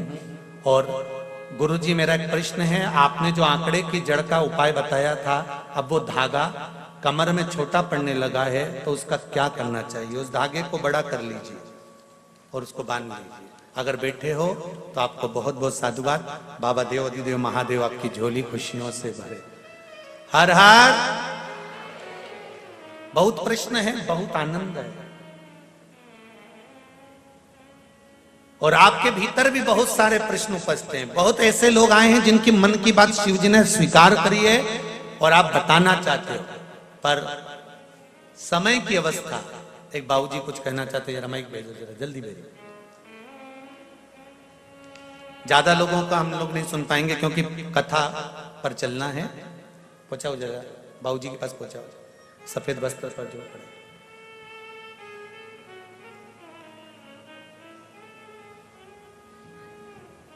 शंभो शरणे जल्दी भेजिए। मांगू घड़ी रे दुख काटो दया करी। श्री शिवाय नमस्तुभ्यम। बाबा जी कहाँ से आए आप? मैं रतलाम जिला से आया हूँ, मध्य प्रदेश से। जी बोलिए बाबा जी। मेरे शुगर भी थी जी, और हार्ट के भी 2 बार ऑपरेशन हो चुके थे। शुगर का और हार्ट का जी। हाँ, और गोलियां चल रही थी 2 साल से जी। तो आपकी कथा देपालपुर वाली मैंने सुनी जी। आपने उपाय बताया, उसका उपयोग मैंने किया जी। तो आपकी कथा हरिद्वार चल रही थी, जब तक मेरे को 40% फर्क पड़ा था जी। तो मैं मोटरसाइकिल से 1020 किलोमीटर चलकर हरिद्वार आया था। जय हो जय हो जय हो। और अब तक रतलाम में कथा चली थी, जब से गोलियां मैंने बंद कर दी है जी। रतलाम की कथा से अब गोली बंद है आपकी? रतलाम की कथा से गोलियां बंद है जी। और अब भी मेरे को 85 से 90% फर्क है। जय हो जय हो जय हो। और ये अब 1070 किलोमीटर चल के आया हूँ। तो अभी भी मोटरसाइकिल से आए हो? अभी भी मोटरसाइकिल से आया हूँ। आओ जरा इधर आओ, आओ जरा इधर आओ, इधर आओ जरा। भैया इनको जरा लेके आइए।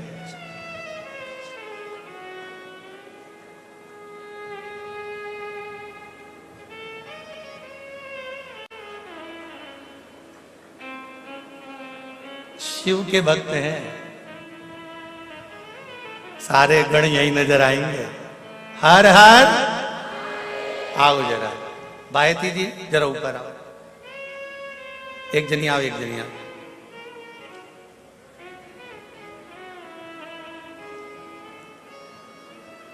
एक माला लाओ जरा बायती जी। हाँ जल्दी लाओ। इस अवस्था में आप यहाँ तक मोटरसाइकिल से पहुंचे हो और 85% आपको हार्ट में और शुगर में आराम है। बाबा देव अधिदेव महादेव पर बहुत कृपा करे। बहुत बहुत साधुवाद। जय हो जय हो जय हो जय। आइए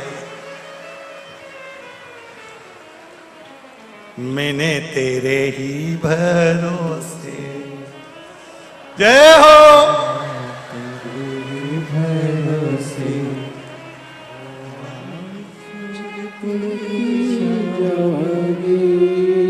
बाबा डोर हन तो छठी नामे कटी जावागी।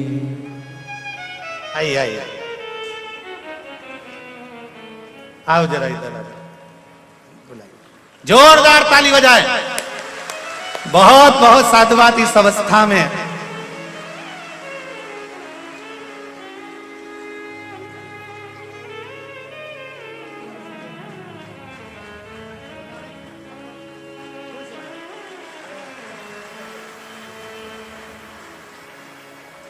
पाँव में भी तकलीफ है, आप देखेंगे पाँव में भी तकलीफ है।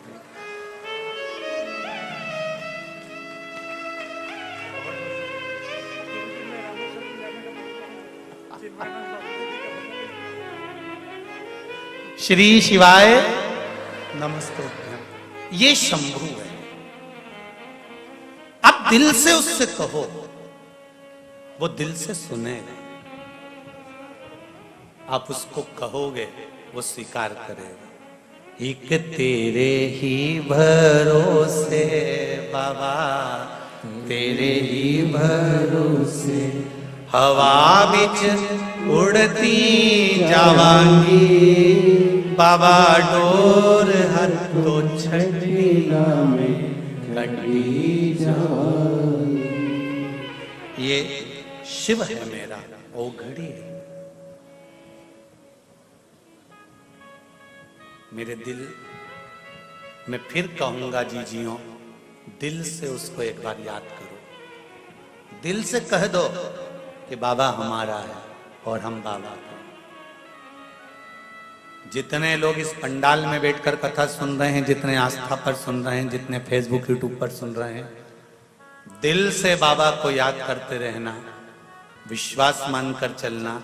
जिस कामना से आपने ये 7 दिन की कथा सुनी है, अगली कथा 3 तारीख से सागर मध्य प्रदेश में चालू हो जाएगी 2 बजे से 5 बजे तक। आप में से भी कई लोग, आपकी कामना पूर्ण हो जाएगी तो वहां पहुंच जाओगे, ये विश्वास। पहले कहते थे कि 3 महीने में बाबा आपकी मुराद पूर्ण करेगा, पर इन पत्रों को देखकर जी ने कह दिया एक बेल पत्र कल खिलाई और आज आराम। अब तो मुझे लगता है बाबा तत्काल निर्णय करने के लिए बैठा। नहीं, ऐसा लगता था ना, पहले भगवान बही खाता लेकर बैठता था, हिसाब जोड़ता था, पाप कितने पुण्य कितने। मुझे तो लगता है भोलेनाथ भी लैपटॉप लेकर बैठते, हिसाब तुरंत जोड़ते। वो मेरा शिव है, मेरा ओघड़ी है।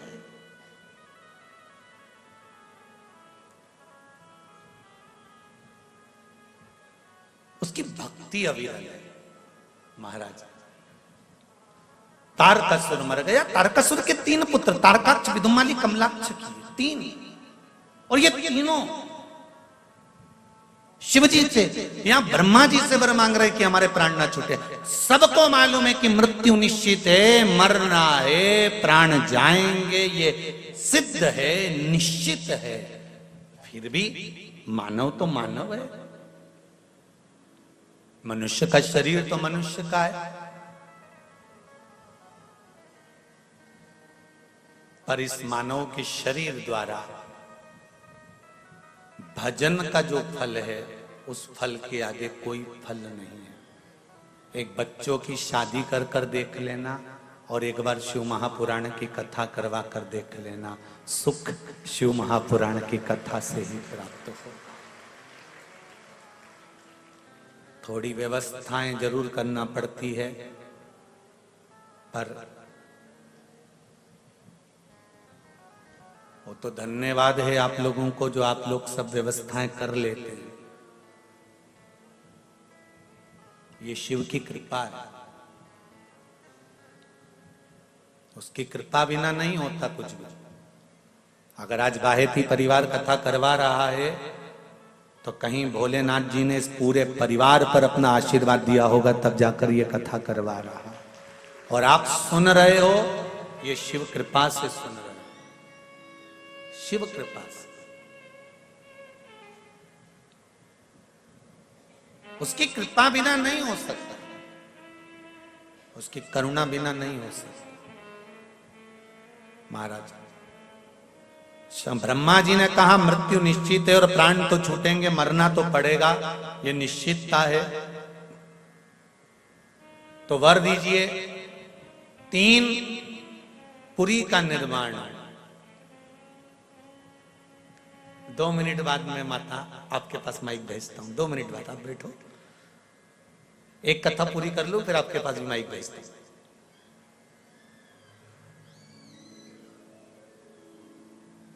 3 पुरी का निर्माण किया और 3 पुरी का निर्माण करा और उस 3 पुरी के निर्माण कर कर उसका निवास किया और वर मांगा। महाराज वर मांगा, आसन दो। वर मांगा कि महाराज वर दीजिए कि यदि हमारे प्राण छूटे और हमारे अगर प्राण जाए तो तीनों के एक साथ जाए, ये वर दीजिए। हम तीनों के प्राण एक साथ, हम तीनों।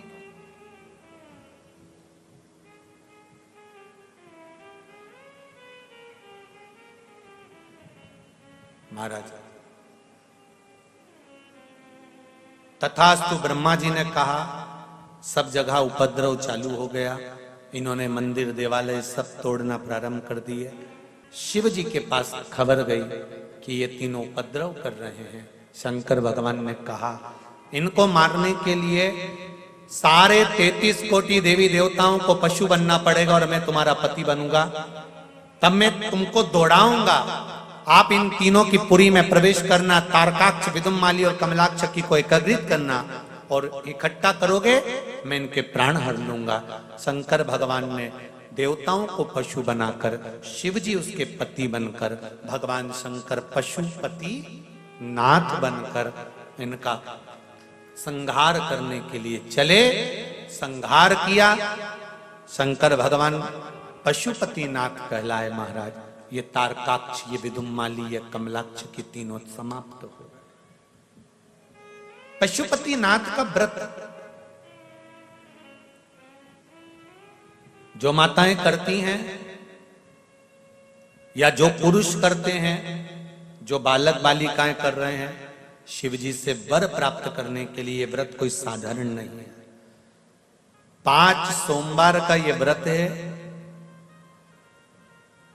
पूजा की थाली पूरी तैयार कर कर उसमें अभिषेक का सामान रखकर सुबह के समय जाकर भगवान शंकर के मंदिर में पूजन अभिषेक करना, वापिस थाली को लेकर आना, रख देना। उसी थाली को वापिस लेकर जाना है। शाम के समय पर प्रसाद लेकर जाना है, कुछ मीठे का, 6 दिए लेकर जाना है, दीप घी के। मंदिर में पहुंचकर वही थाली धोना नहीं है, उसी थाली में रखी हुई सामग्री से पूजन करना है। प्रसाद के 3 हिस्से कर देना है। 5 दीप मंदिर में शिव जी के सामने लगा देना है।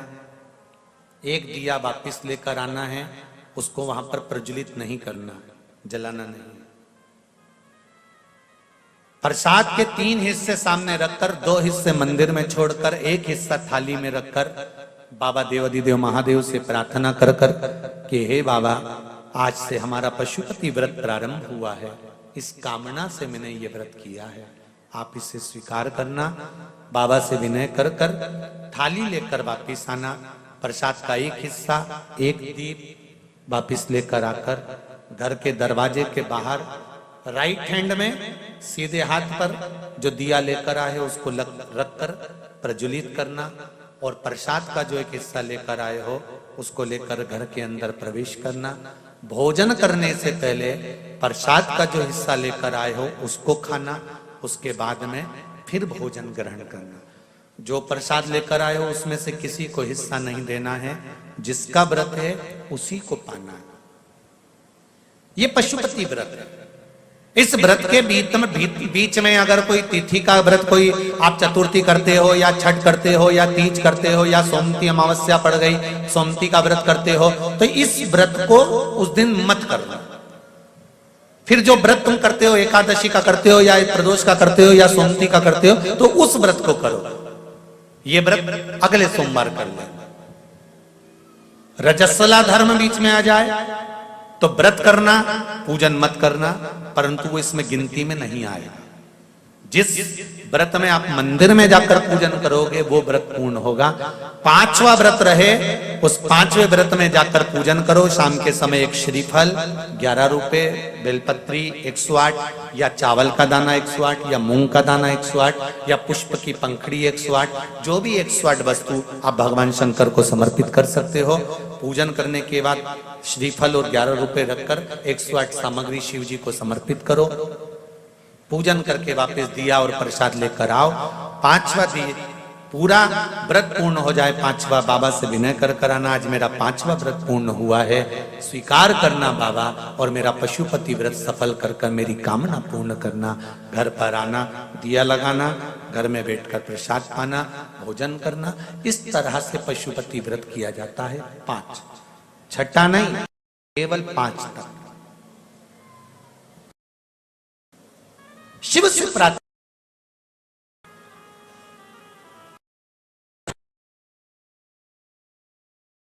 विनय करते हुए।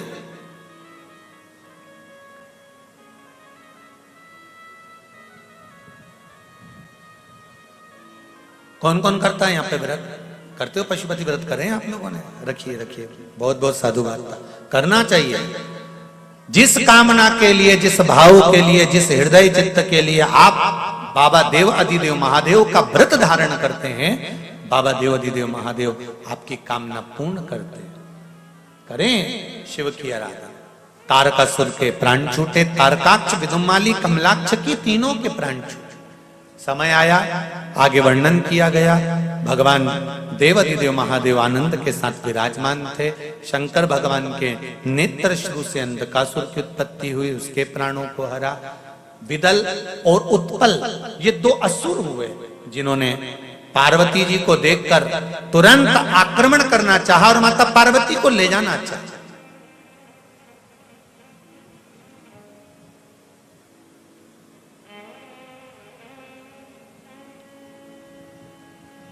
सुंदर वाली जरा ध्यान दीजिएगा।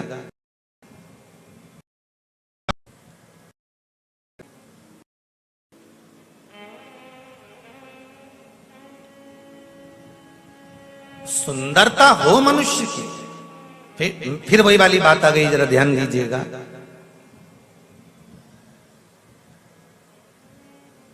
सुंदरता होगी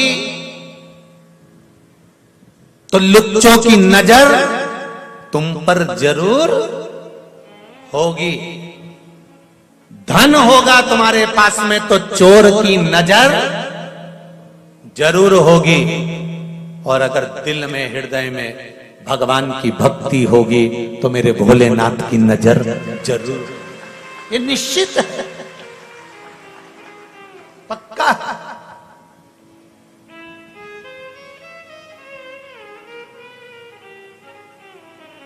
ये निश्चितता है। अगर हृदय में भक्ति है, भगवान के प्रति भाव जागृत है, शिव की आराधना आप कर रहे हैं, राम की आराधना, कृष्ण की आराधना, दत्त की आराधना, देवी की आराधना, जो आप कर रहे हैं, भगवान की आराधना में अगर डूबे हुए हो तो निश्चित है जिस परमात्मा की हम आराधना कर रहे हैं उस परमात्मा की दृष्टि हम पर है।